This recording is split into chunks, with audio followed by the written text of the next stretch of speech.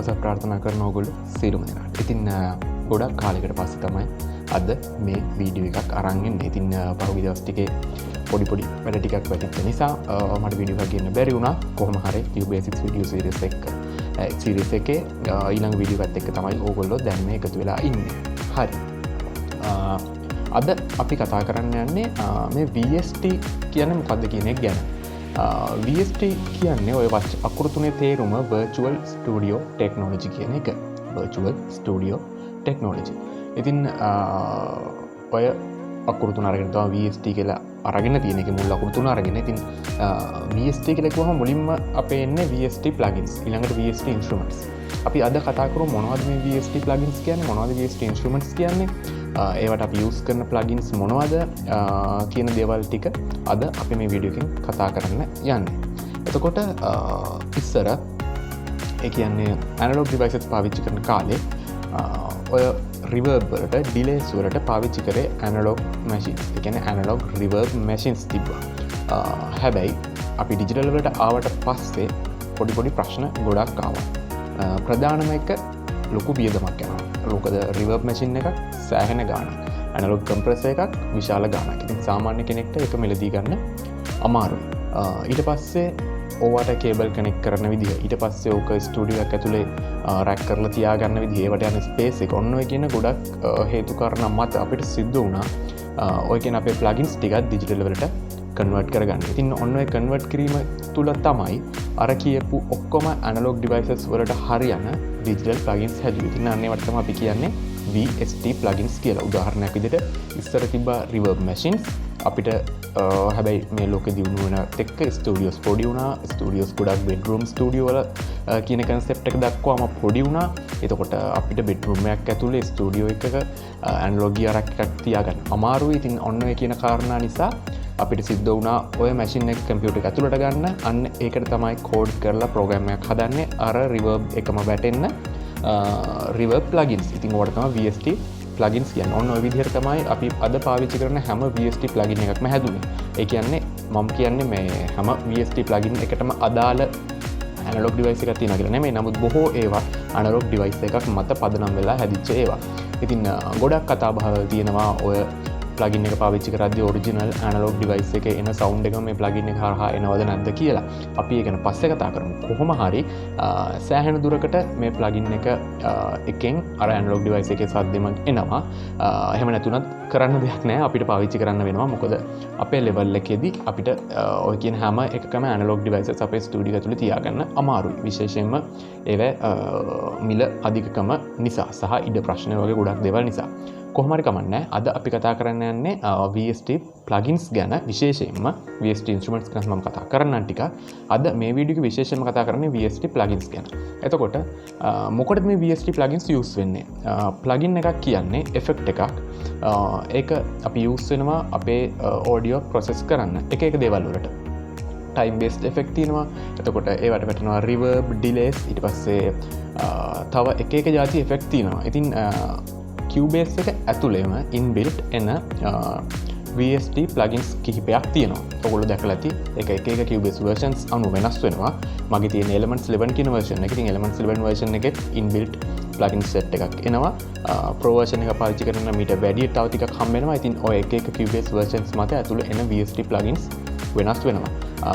අද මම ඒ ටිකට අමතරව කතා කරන්න යන්නේ third party අපි install කරගන්න VST plugin bundle එකක් ගැන. ඉතින් හැමෝම අහලා ඇති Waves plugin bundle එක. Waves company එකෙන් ඒගොල්ලෝ රිලීස් කරන එකක්. ඉතින් මෙහෙමයි.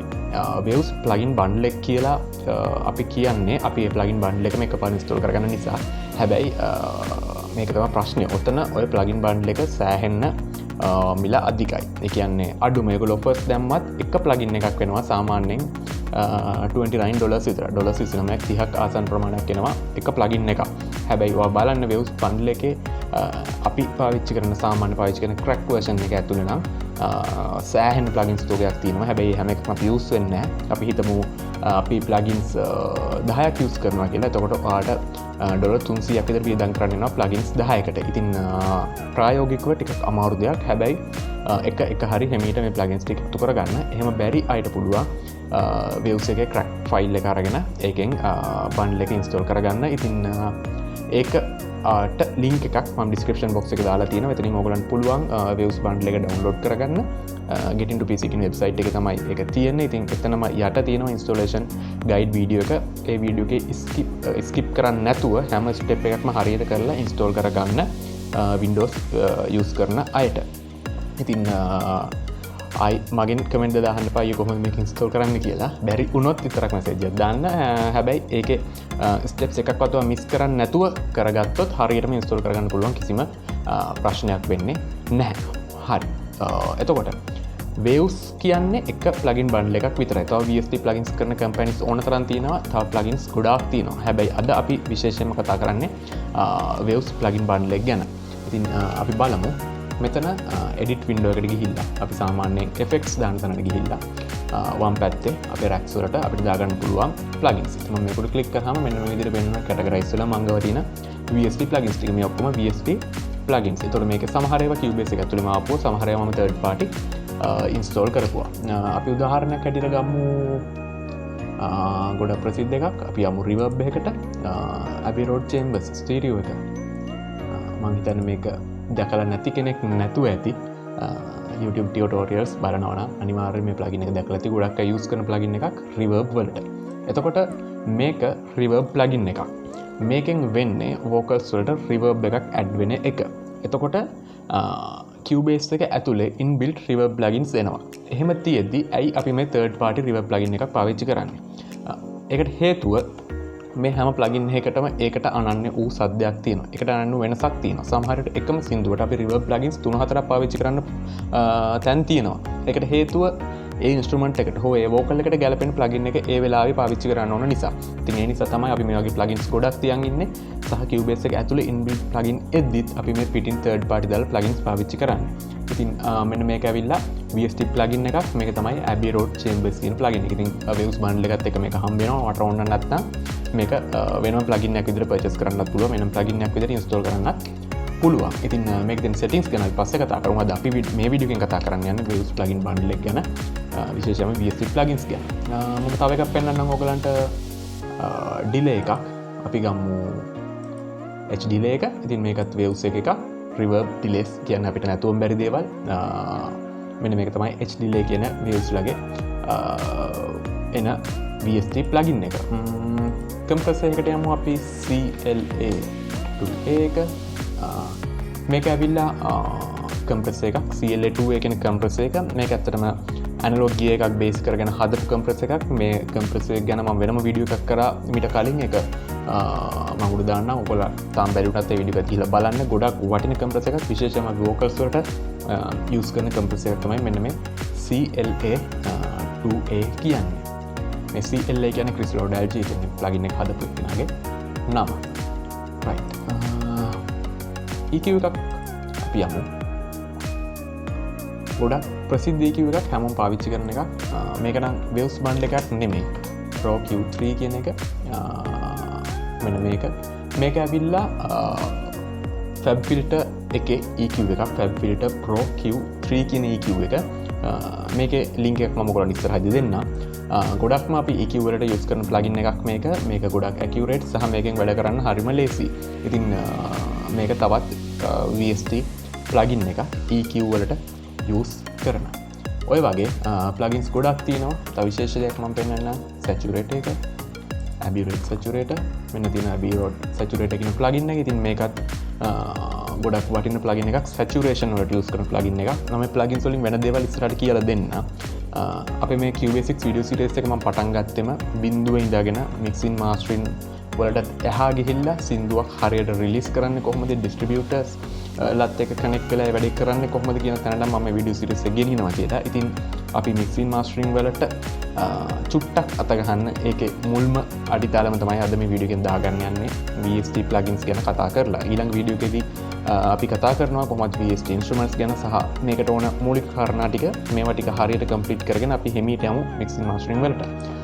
ඉතින් mixing වලදීත් mastering වලදීත් ගොඩක් අපිට භාවිතාන plugin එකක් තමයි saturation කියන්නේ. ඉතින් ඒකට පාවිච්චි වෙන මම use කරන plugin එක නම් Abbey Road Saturator. මේක සෑහෙන හොඳ sound quality එකක් තියෙනවා සහ සෑහෙන අපිට වැඩක් ගන්න පුළුවන් ප්ලගින් එකක් Abbey Road Saturator. ඉතින් මේ හැම ප්ලගින් එකකටම වගේ මම use කරපු හැම එකකටම reverb, delay, compressors, EQs, saturators මේ හැම එකක්ම Cubase එකේ inbuilt එනවා. එහෙම එද්දිත් අපි third party use කරන්නේ. මම ආයි පාරක් කියන්නේ මේවා accurate සහ මේවා sound එක අර වැඩිය හොඳ නිසා. මම කියන්නේ නැහැ Cubase එකෙන් එක හොඳ නැහැ කියලා. සමහර තැන් තියෙනවා මීට වැඩිය Cubase එකක හොඳ වෙනවා. එතකොට අපි ඒවා use කරනවා. ඉතින් ඔන්න ඔය විදිහට ඒ වැඩේට ගැලපෙන්න plugins අපිට ඕන නිසා තමයි මේ විදිහට third party plugins අපි use කරන්න. ඉතින් මේව තමයි VST plugins. අපිට VST plugins ඕන වෙනවා ඉස්සරහ mixing sessions වලදී. ඉතින් ඒ නිසා ඔයගොල්ලෝ ගාව නැත්නම් Waves bundle එක මම මේ link එක description box එකේ දාලා තියෙනවා. එතනින් ගිහිල්ලා ඒක download කරගන්න. මම පාරක් කියනවා ඒ link එක යටම ඒ කියන්නේ ඒක get to PC කියන website එකේ link එක. එතන යටම තියෙනවා how to install this software කියලා. එතනින් ඒ වීඩියෝ එක skip කරන්න නැතුව එක දිගට බලලා ඒ විදිහටම කරලා ඔයාලට පුළුවන් ඒක install කරගන්න. කිසිම ප්‍රශ්නයක් වෙන්නේ නැහැ. එහෙම කරලා ලෑස්ති කරගන්න ඔයගොල්ලන්ගේ මැෂින් එක අපි mixing mastering sessions ටික ඉස්සරහට එනවා පිළිවෙලට. ඉතින් ඒවට සෙට් වෙන්න දැනට පොඩ්ඩක් අධ්‍යයනය කරලා බලන්න මේ plugins ටික දාගෙන මේවා මොනවද තියෙන්නේ මේවා කොහොමද use කරන්න කියලා. ඔය bundle එකේ plugins ගොඩාක් තියෙනවා. හැබැයි හැම එකක්ම use වෙන්නේ නැහැ. මම කියන හොඳම විදිහ තමයි අපි use වෙන plugins ටික අරගෙන ඒ ටික try කරලා හොඳට ඉගෙන ගන්න එක.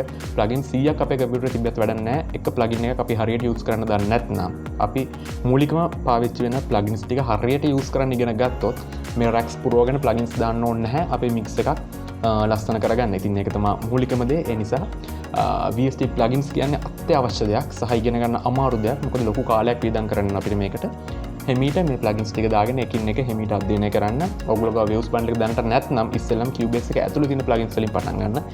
එක plugin එක through යන්න. ඒවා knobs වලින් මොනවද වෙන්නේ? ඒ දේවල් search කරලා බලන්න. ඒ plugins වල manuals පුළුවන් නම් හොයාගෙන කියවන්න. ඒක තමයි විශේෂම දේ. VST plugin ඉගෙන ගන්න හොඳම දේ තමයි කෙලිම YouTube වීඩියෝ එකක් බලනවට වැඩිය ඒ ප්ලගින් එක මැනුවල් එක කියවන එක.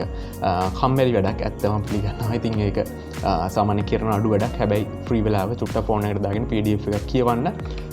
ප්ලගින් එකට අමතරව තව මේ ඔඩියෝ එන්ජිනියරින් සම්බන්ධව වටේ තියෙන විශාල දැනුම ගොඩක් ඔයාලට එකපාර ගන්න පුළුවන් ඔන්න ඔය ප්ලගින්ස් වල මැනුවල්ස් කියවීම තුල. ඉතින් මේක තමයි VST plugins කියන්නේ. ඒක use වෙන්න ඕන ඔය වගේ දෙයකට.